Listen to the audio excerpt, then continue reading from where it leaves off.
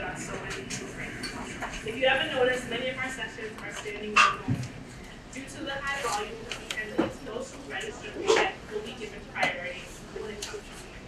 Today I have marked each seat with a label that says register. If you haven't registered and you're at a registered block, that's absolutely fine. Do not worry about it. Just sit back and stay seated in the meeting. That is just to make sure that those who are registered may come late, still have a spot when they come in. If you have any questions about that, please feel free to email me. But in the future, we'd like to let you know that we're trying to look for bigger and better spaces so that everybody registered in our has seats. Make sense? I don't know if you've heard of the space issue. We will talk about that. This event is being recorded for those who may not be able, those who are not able to be present, but still want to engage and participate. If you have any kind of issue with that, please pull me aside and let me know. It's not a problem at all. And lastly, we have the Great Minds Break sessions, break spaces sessions during the lunch hour as well. Because we understand that everyone is busy and everyone is. So during the session, if you need to get up, get more food, or go to your next destination, that is fine. We just ask that you please be respectful of those around you and do so as quietly as possible. Now, without further ado, I'd like to present our speaker, Professor Loiacono. Eleanor T is currently a professor of information technology and data science at Worcester Polytechnic Institute in the Robert A. School of Business. She's the founder and director of the Inclusive Design and Accessibility Hub at Worcester Polytechnic Institute, which was established in 2018 to address the needs of people with different abilities across technologies and environments. Her research expertise centers on the intersection of technology and people.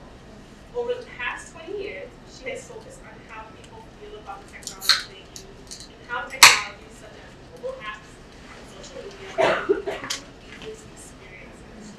She has brought her research expertise into her teaching and project advising as well. It's such an honor to have her with us. Please join me in welcoming Professor Loiacono.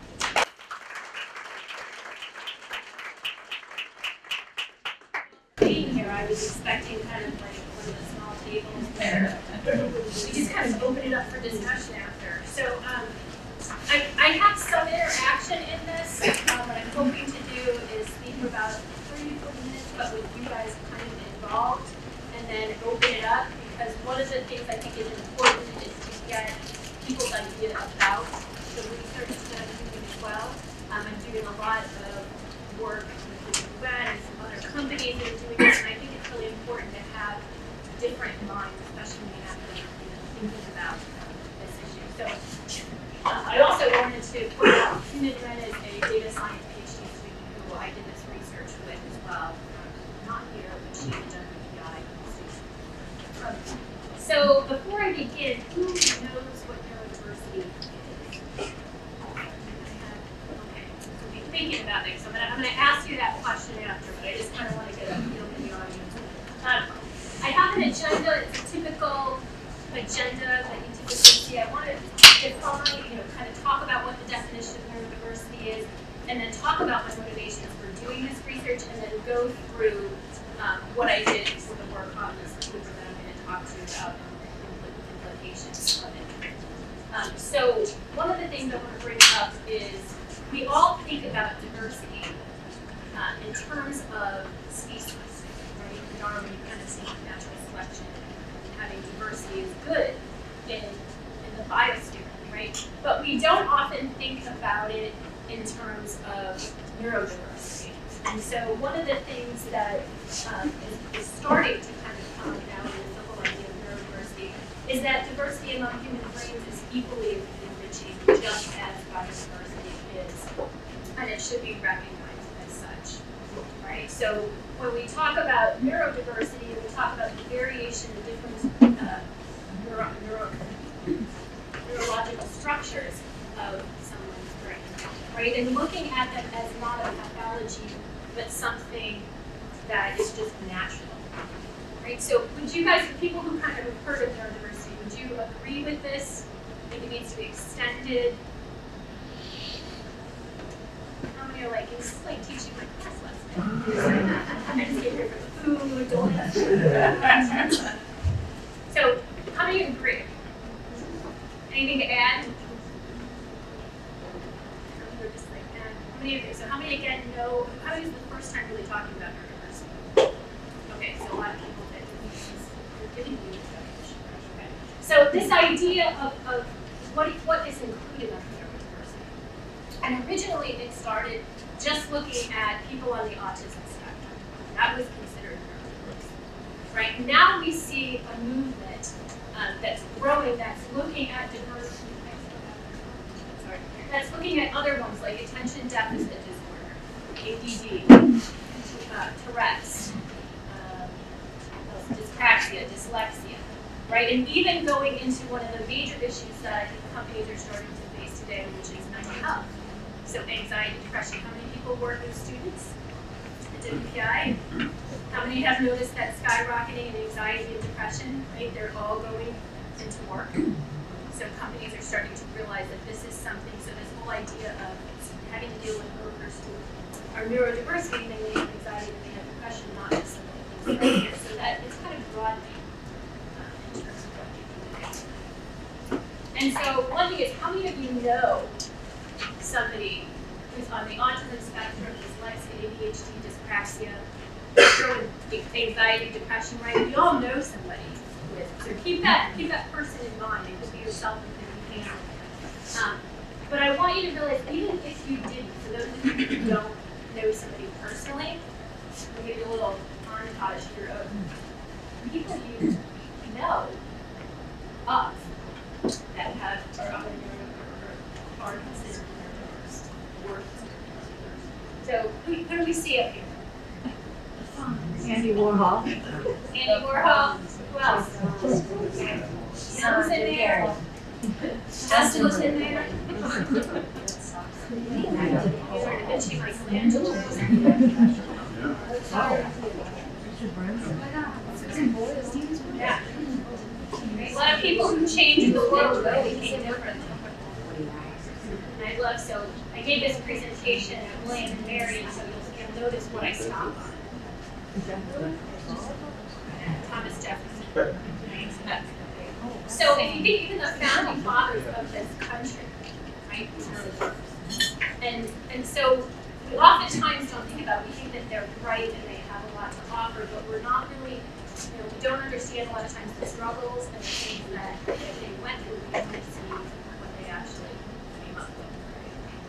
And so the motivation for this research was partly because I saw that people were looking at a lot of the negatives because there were so many people who actually did have talents, right, who were neurodiverse.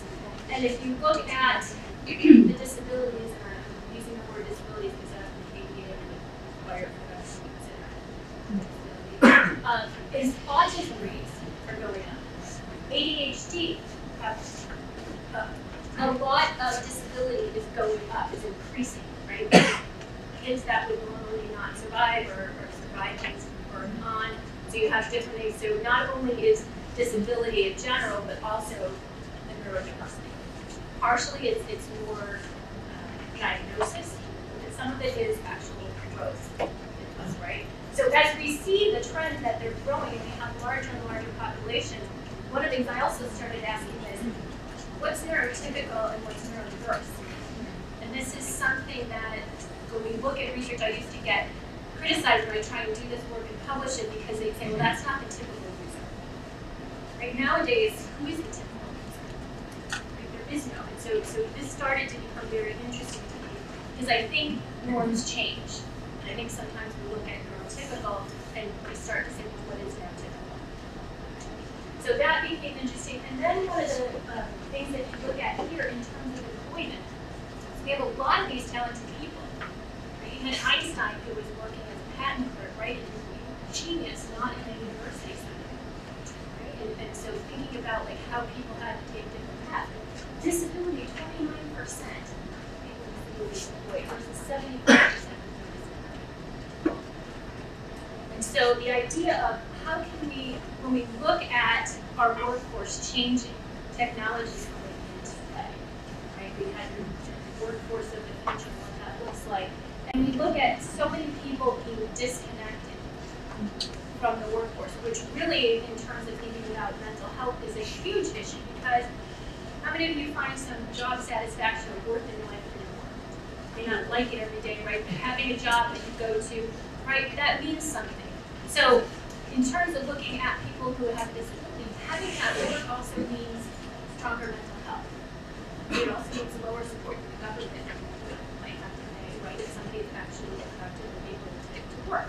So this was another issue. And so the idea that I was looking at, and kind of comes from the C.S. Lewis quote here, is that if you look at disability, right, it really kind of hides some talent that the person has. So if I think about some of the things that I look at in myself and think, well, I had to struggle with that, but that really means that I'm very good at teaching that to somebody else, because I had to struggle with this, now I understand. Right? So oftentimes, if you look at what people had to struggle with, they learn a lot from that and have different abilities that they can then use that and pass on that maybe other people who haven't had to deal with that don't have, right? So just looking at it as they could be employed and actually be contributing, and their disability is not a disability, it's actually an ability, right? So switching the way that we look at that. And this gets at how many of you might see it. You guys mind if I walk a little bit? So this gets at the idea of the medical model versus the social model. Anybody familiar with this? Okay. So on the medical model, we look at things like a doctor or a medical person would say, no, that's not normal, that's a disability, right? Something's wrong, and you need to fix that, right? The social model looks at it and says, well, diversity is natural. So why does it necessarily have to be fixed? There may be accommodations, there may be things that we can do, but it's not a bad thing. I mean, it's not something that, so it's reframing how you're looking at the issue. Right? And this is what we're talking about with neurodiversity, is kind of reframing it from that medical model to more of a social model. And so think about that person that you had in mind. Right? Actually, let me move this up here. So, did any of these resonate? Any of the issues here, the problems? What are some things that you're thinking of that this person or yourself encounters? Could be something that's up there already, it could be something different. ADHD. Anybody know anybody with ADHD? What characteristics? Oh, yeah. You have. Do you want to give an example of kind of what they struggle with, or? Yeah. So like, they have. No, you go. She's like, no, I just listening. Go ahead. Oh, they have like difficult like focusing sometimes, or they will have difficulty hyper focusing and don't realize what's going on around them. Yeah. And then or the H stands for hyper, so sometimes they're very energetic, or sometimes they're not able to kind of sometimes sit and like your kid with the balls to kind of bounce on, right? So trying to figure out. Anything else? Yeah. Frustrated. Easily frustrated. Which in any particular category? I thought it was ADHD. Good. Okay, ADHD. Okay. So the idea here is that this is how the medical model looks at things: difficulties, problems, issues. And I can't tell you. I actually have a son who's on the spectrum, high functioning, but the good in his meetings is always like, oh, I need to do this, or and I'm like, this is an amazing person. And so to me, looking at it through the social model is a huge difference. Because what you're saying is it's not the disability that will focus on, it's the ability. Right? So looking at when we talk about, we just did this with the provost talking about the new workforce, and you see society saying, what do we need in the IT workforce and in all parts of the workforce, is we need creative, innovative people who aren't group thinkers. If we had WPI students who came out and that's what they were, would you be happy? And the fact is that would appear that would be like, yeah, that's a great thing, right? They're creative, they're innovative, they don't just stick to their thing. This is, if you look at a lot of the qualities that these people, the people who are neurodiverse have, it is not being very creative. So people with ADHD, 1 in 3 entrepreneurs have ADHD. Right? So we're talking, and it's just looking at them differently instead of having to necessarily hide it. Think about what they could do, like Richard Branson, if somebody didn't have to hide something and they could get the accommodations, how much more successful. Right? So this is kind of, in this research was like trying to restructure from that medical model to really looking at things from the social abilities. And so these are just some quotes that you'll see from companies. L'Oreal is really big in this, Deutsche Bank, AT&T, and they're talking about making better decisions when we have diversity. We talked about diversity in a different way, not necessarily in terms of neurodiversity. And innovation and competition. So companies are really starting to realize that this is a competitive advantage, right? To include people not only of a different gender, a different race, a different sexual orientation, a different lived experience. This is a lived experience. People who have lived with being neurodiverse. Everybody's so they're realizing that this is important for their own success. And really here thinking about neurodiverse workforce, bringing that spark of creativity and innovation, which you hear over and over again, what we want is a competitive advantage. That's what we want, creative and more. And so I bring this up as an example, maybe not for what you think. I don't, and many people don't think that that Sheldon is, sometimes people will point to him for autism spectrum. He's not the best example. But the thing I like about this is that it shows a lot of neurodiversity, people getting along and getting together, right? So if you look, and if I look at the two over here, what's their names again? What's her name? Come on, guys. It's like on every hour. 9 o'clock. Bernadette. Right. So if you look at it, emotional control. Right? Sometimes she just gets angry. Right? So a lot of the things, but yet they're working together. They each have their own things, but they use them and leverage them as an entire group. Right? So that's what I'm kind of talking about. So not just using Sheldon as on the autism spectrum and looking at him and how he fits in, looking at all of them and what they bring. Right? There's abilities and disabilities kind of that they show and they use their strengths and they help each other. And so this brings me to my research question, which was looking at, well, what are companies doing? This kind of started about 2-3 years ago, and I wanted to see what companies were talking. Were they even mentioning neurodiversity? Because this was kind of coming up, but I didn't see a lot of them talking. And so I looked at 3 phases: website content. So one of the things is if a company truly believes it, and a company is going to support it, gender diversity, race diversity, valuing veterans, right, LGBTQ. So they're going to value something, and they believe in it. Where do they put it? Something's on their website stating it, right? They make it public. So looking at that, from what we found here, we actually then went to Twitter analysis to look at kind of what, because it was still, we didn't see a lot, so we wanted to see what the conversation was. And where do new conversations start? Social media. Right? These people start getting a feel, they start talking about it. So we went here. And then finally, case studies. So the website looked at all the IT companies on the Fortune 500. There's some of them there, and I do not want you to have to look at all this. The only reason I put that there is if you look at gender, ethnicity, veterans, LGBT, and general disability, you see that a lot of these companies mention something. They mention nothing about neurodiversity. Okay, so that was partly, okay, well, I know that companies are thinking about it. I know that this is something that's out there, but what are they, where can we go to find that? And that's what I did with social media. But before I mention that, one of the other things I want to point out is the movement, the neurodiversity movement, a lot of what they're doing in terms of is looking at the LGBTQ community and how successful they were.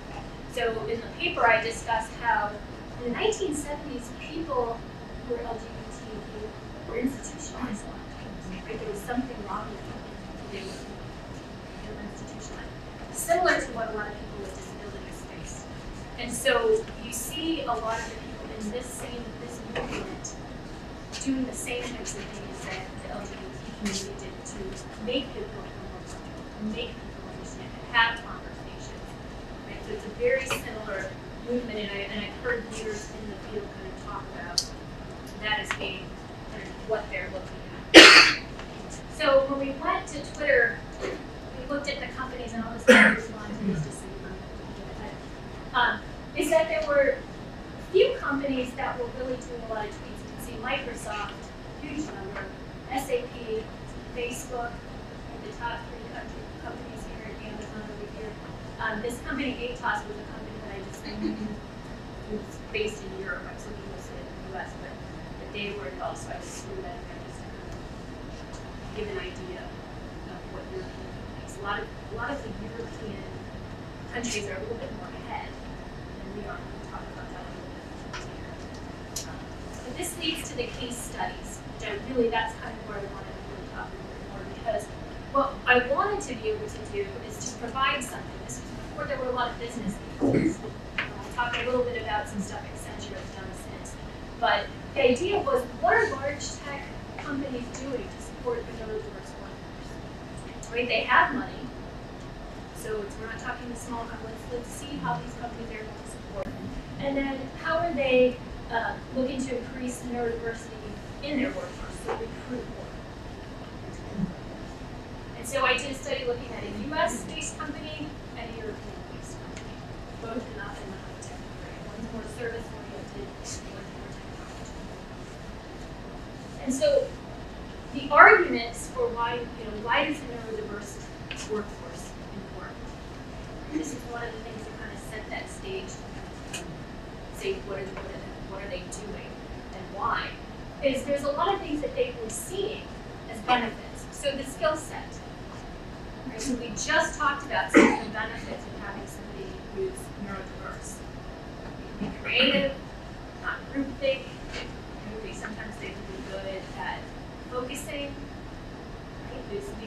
There's that saying, if you've met one person on the autism spectrum, you've met more. Right? So there's a lot of, so viewing that individual and seeing what they can contribute as opposed to what is mismeasured. So a lot of skill sets, legal pressures. We don't have quotas in this country, but we do. There are quotas in places like China. Yep. Can you just speak a little louder? Oh, I'm sorry. I know I started to kind of go in the middle here. Is it okay if I stand over here? You guys okay with me? Okay. So one of the things is with skill set. So they offer some different skills, or they offer some beneficial skills: innovation, creativity, focusing. Right. The legal pressures. Not in the U.S. we don't have quotas, but there are quotas in other countries.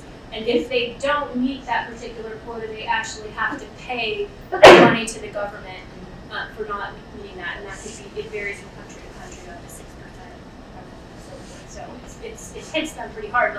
That's why you do see a lot of these international companies who have places in China and India that are really thinking about this a little bit more, because they have quotas that they have to deal with.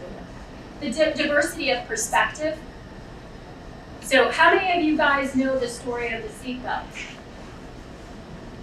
Anybody know the story of what? The seatbelt? So the seatbelts are supposed to be for safety, right? Okay, so they developed seatbelts. Who do you think developed the seatbelts? Insurance companies? Insurance? White men, right? Well, I don't know if the white men, but men who have certain average height, right? So what they did is they ended up saving a lot of men in car accidents, but the increase in fatality for children and women, right? So the idea is putting a limit onto that, right? Gave a different perspective.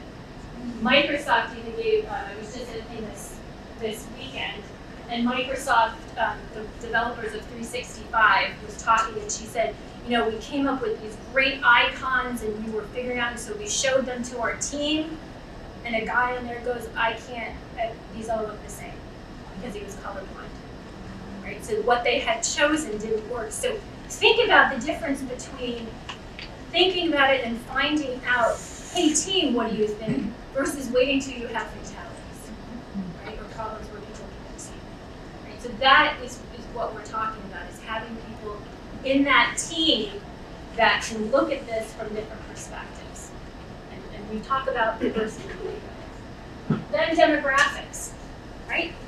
Companies produce, like I just mentioned, for different consumer bases, and being able to have that information from a person on the team is really helpful in figuring out how you can actually attract different demographics to your product, to your service, to the needs they have, right?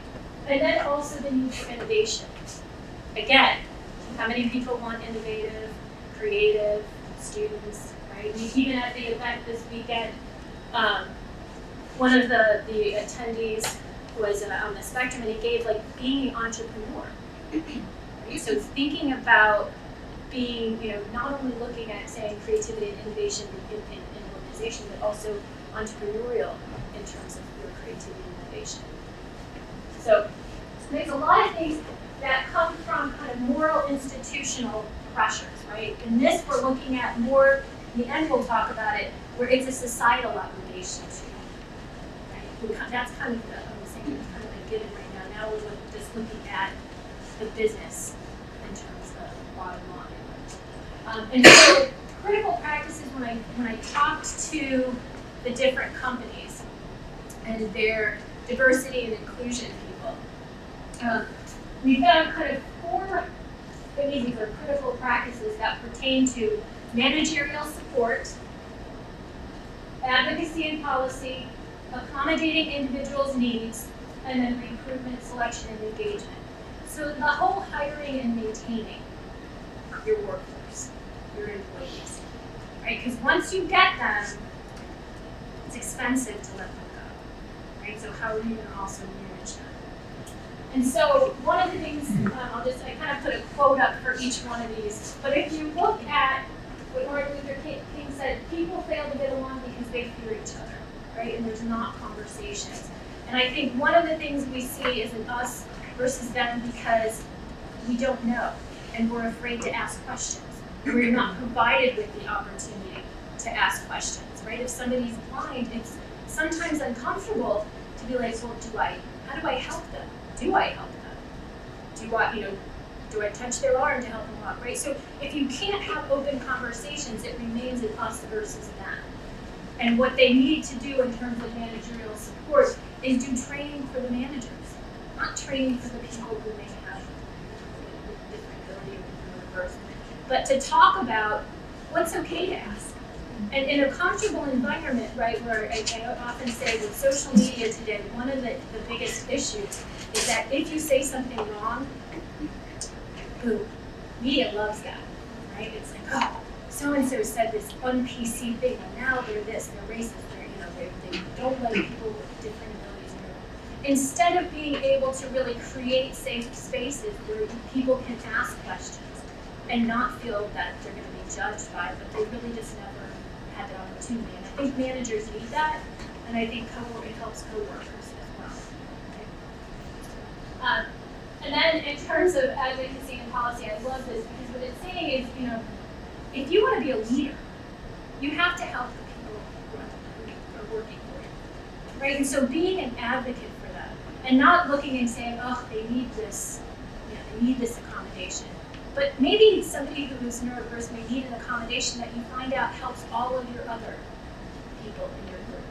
So one of the things a lot of the companies have said and keep noting over and over is good management practice is just good management. A lot of times they just were cutting corners.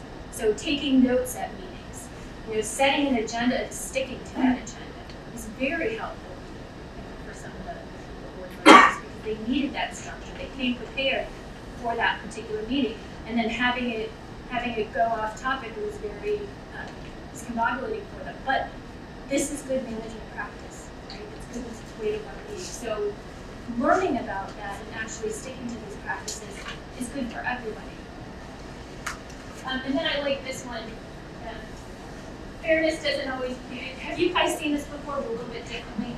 A lot of people have seen, because usually you see another box here if he doesn't have a box. But with this, I like this one because what it's saying is, think outside the box, right? It's like, here, that box being there doesn't even help, right? So first it's, well, let's find out what else will help so that they can partake. And then eventually, maybe this doesn't even have to be there, right? But maybe together we can see how we can break down that mess. And so it doesn't, some managers will say, well, I'm not being fair to everybody. And that's, the idea is, well, somebody may need something else, so if you look at your workforce and don't consider these people are disabled and these people are not, but look at it as, I have people who can be helped and be more productive if I give them resources and accommodations, then you can also do that for people who don't. And there's, I didn't put it in here, but there's,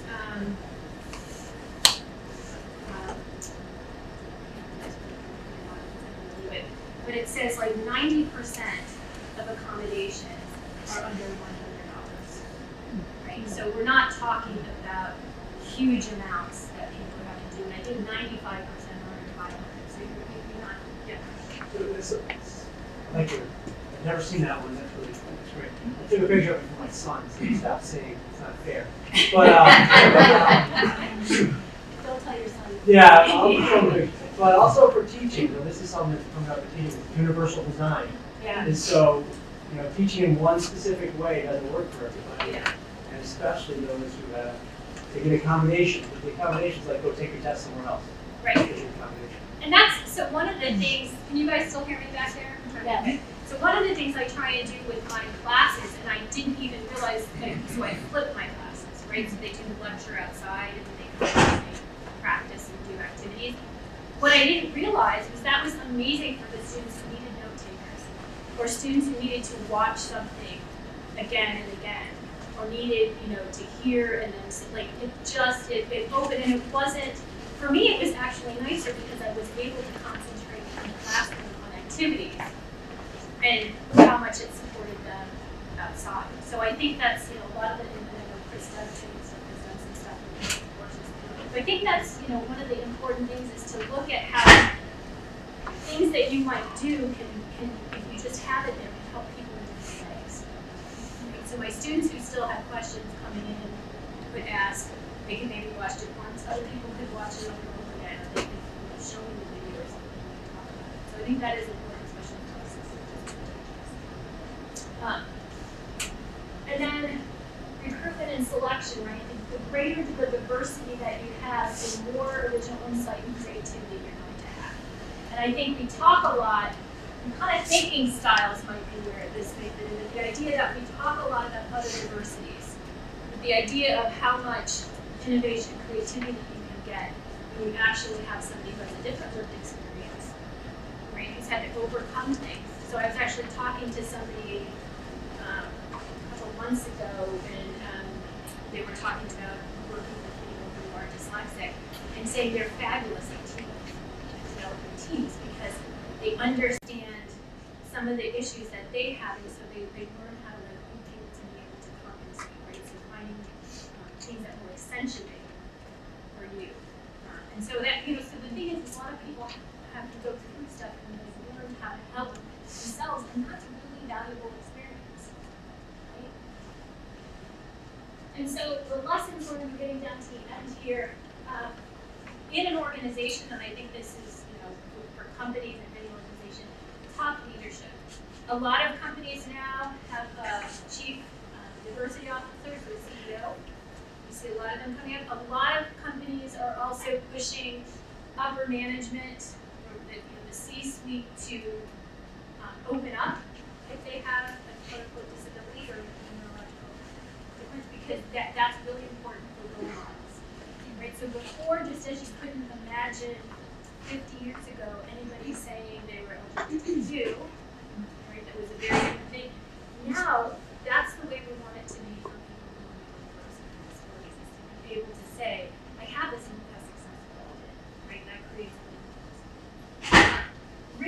a hiring process. So how many people do people who on the autism spectrum? Anybody know people who have on for jobs? Problems? What problems do they face? There's several students with great development centers, so we're looking students on All the time. Yeah. Right, so feeling that anxiety and what do I say, and then feeling And I'll say, when you walk in, you want to read the room, and not everyone can read the room. So having to learn from that, right?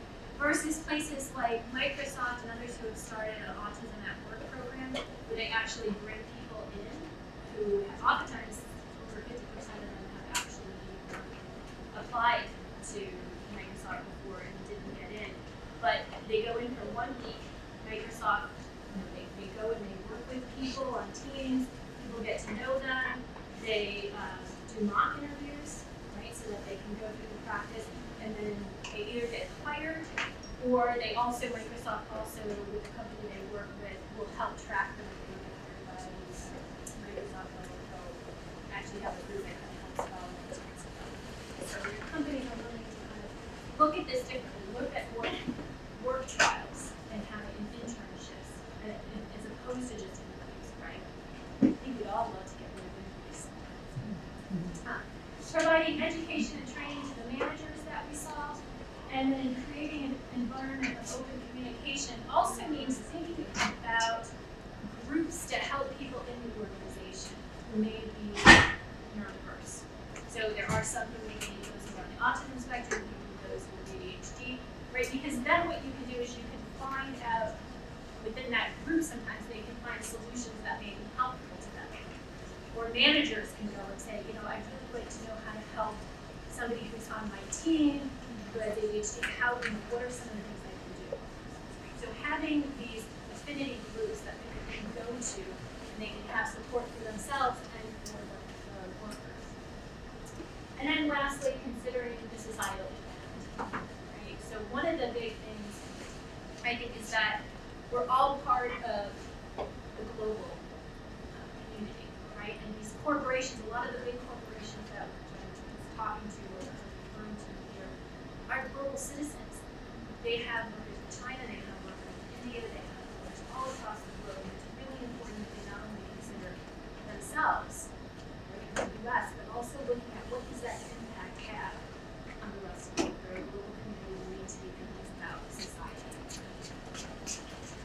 Okay, and then so finally, so since this published, the paper got published in December, but around the same time, and then just finally kind of announced it in January, Accenture did some studies and sources getting to equal down here. See that and what they did is they looked at companies who were rated as being diversity inclusive, by disability in. So they have this rating that says those who have good practices for being inclusive of people with disabilities. And they actually found for those who were part of it, the champions, they actually had an increase in terms of revenue, 2 times in terms of net income, and 30% in terms of economic profit margin. Right, so it's showing that companies who actually are looking at this and trying to be proactive have actually seen success in the bottom line. And so that's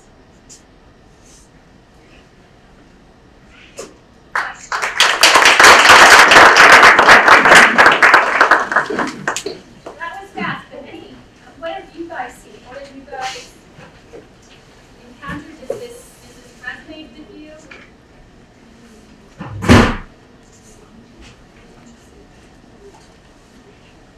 Robert, any comment? I'm really interested in the interview environment. How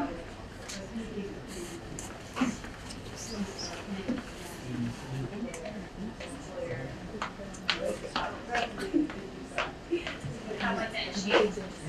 Yeah.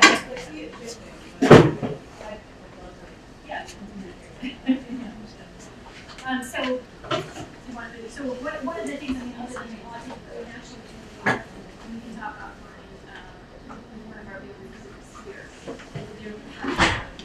That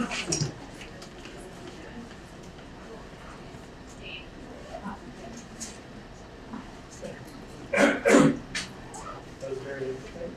Can you speak a bit about the relationship of neurodiversity to other forms of diversity that were perceived by the different companies that you were surveying? You have a grid. Right? So, you spoke earlier about the model of LGBTQ diversity. That the solutions that you pointed to in some places in Europe were precisely the things that have been rejected for sort of sexual identity, motive, things like that. Yeah, so when you speak to this as one dimension of multiple forms of diversity, if for there to be acceptance of neurodiversity, companies also have to be committed to achieving other forms of diversity. Yeah. So I think one thing with the quotas is that when we're looking at the LGBTQ, we're looking at it more from the US and not so that the quotas are different. Yeah. But in terms of a lot of these movements and what their companies are doing are coming out of diversity and inclusion offices.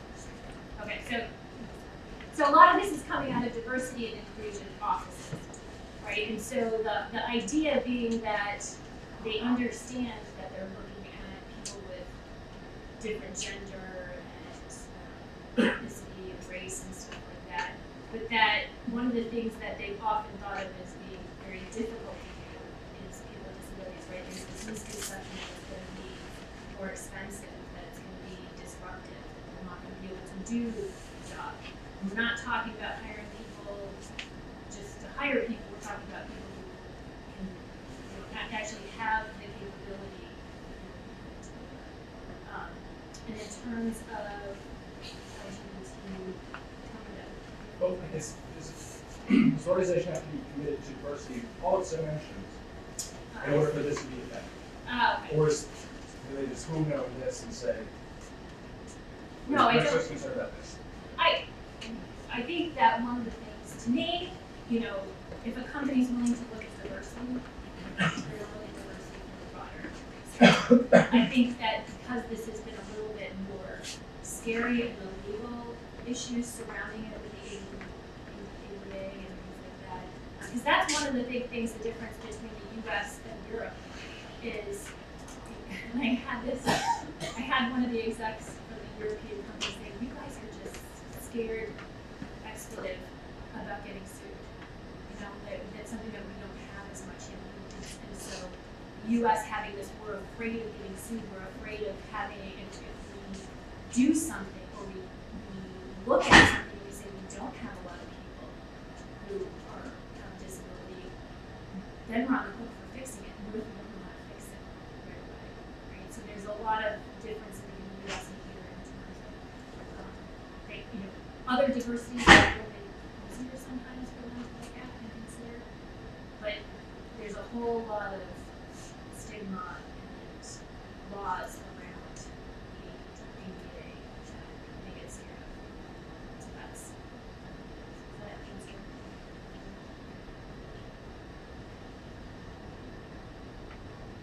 Questions, comments?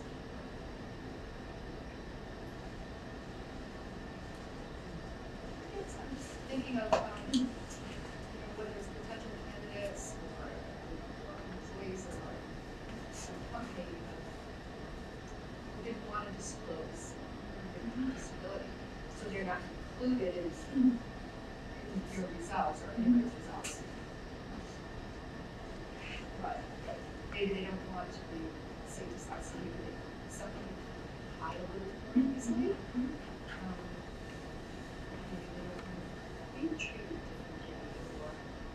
Is that going to impact them negatively in the interview process? So it could, and one of the things, the company that we're working with here that they're doing ourselves, one of the things that they're saying is people are bright, that they're and stuff. They're saying, you know, people are bright, but if they don't ask for accommodations, then we can't help them be successful.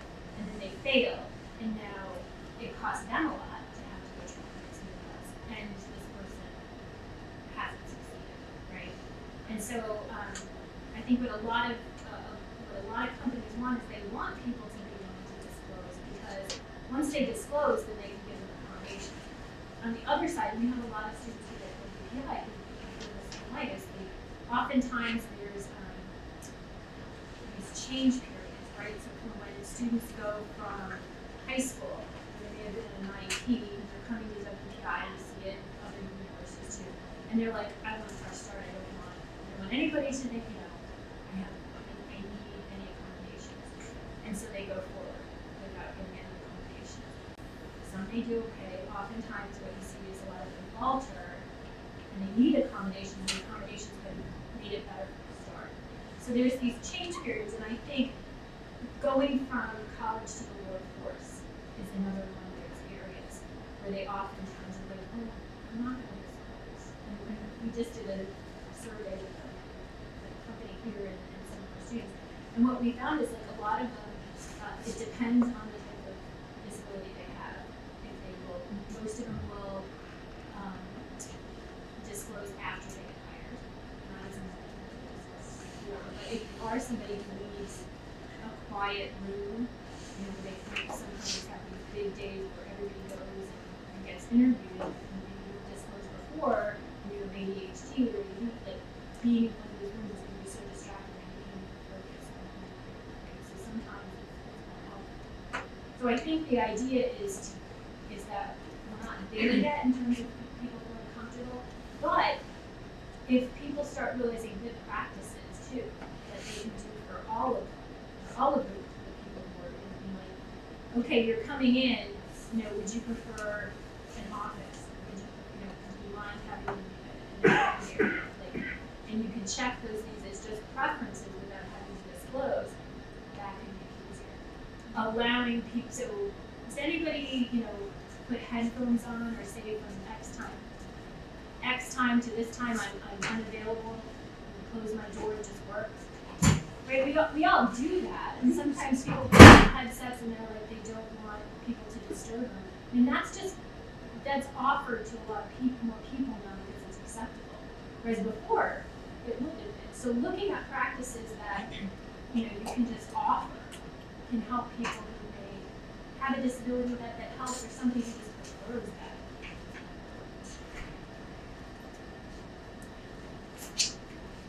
This is probably for a longer conversation, but I'm interested in your insight on the status or the state of neurodiversity and the evolution of it.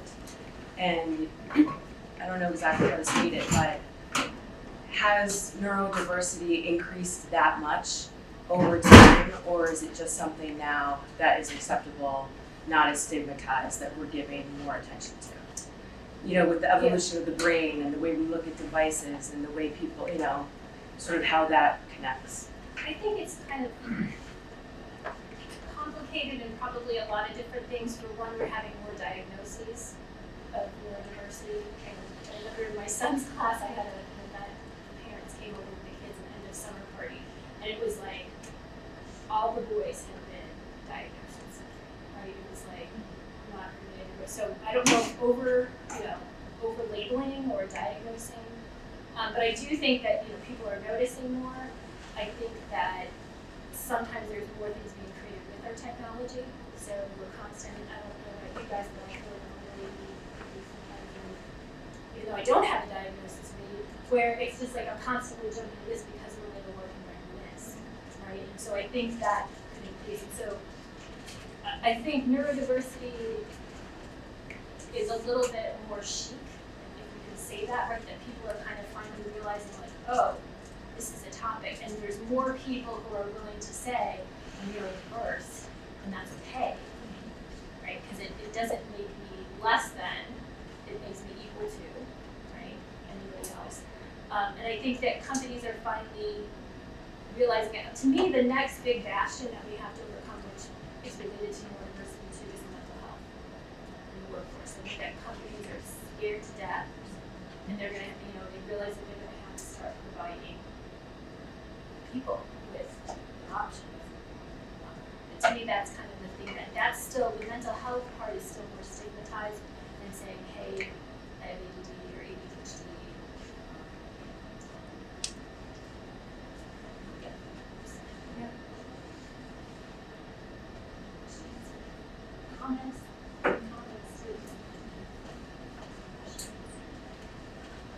Actually, I was thinking that some of the problems not exactly related to neurodiversity, but other similar problems are related to the type of calling them. Like when you call some people disabled and the vice versa, it makes them feel that they are different and they might feel that they are less than other people.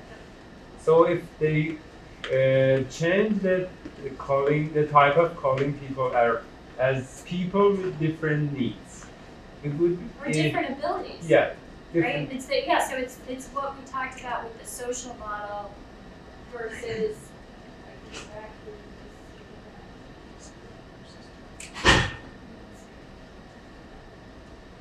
right here, right? It's the social model where we're not thinking of it as a disability or a difficulty and focusing on the negative, but really looking at the advantages or just the differences.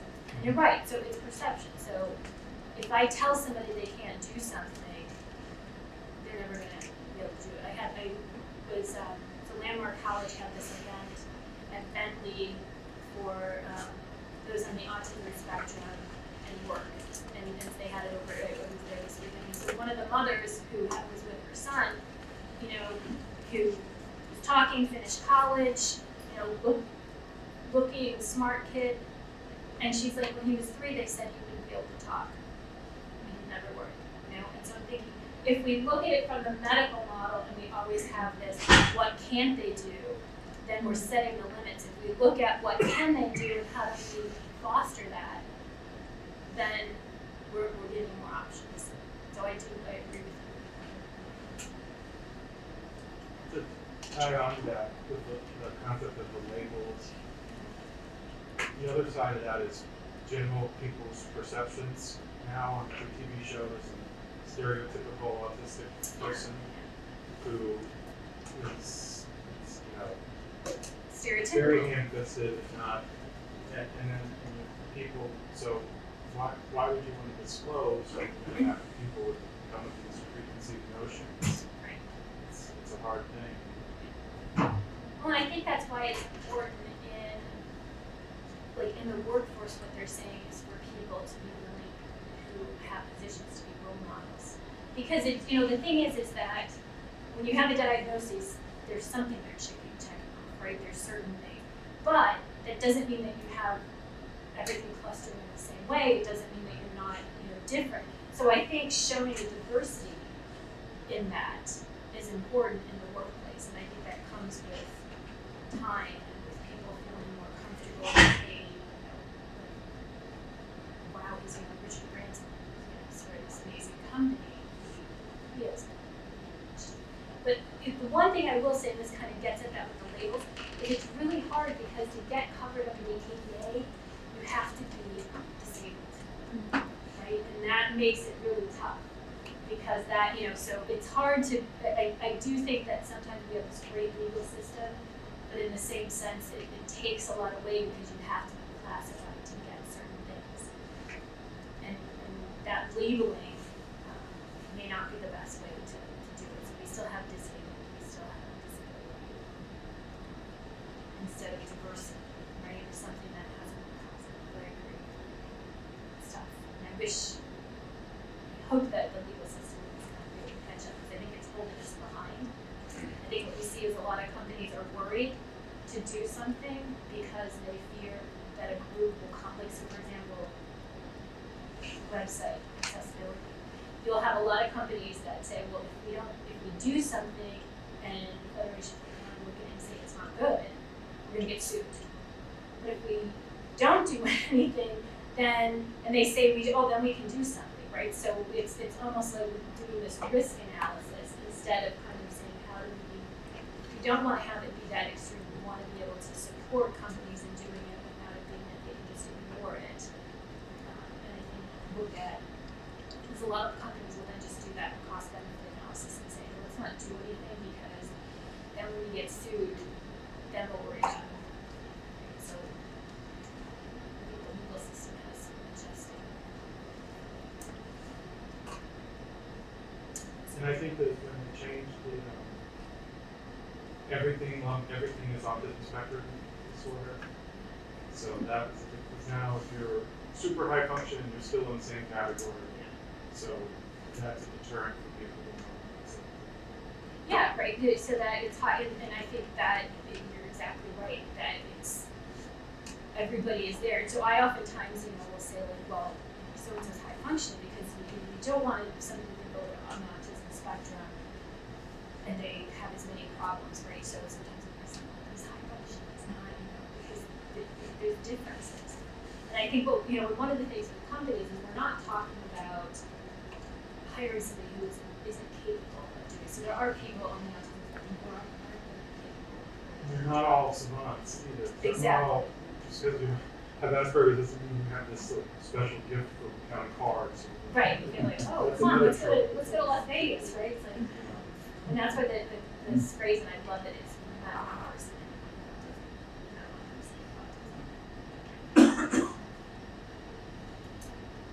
So I guess we're done, and if you guys have questions, I'll stick around. But thank you for coming.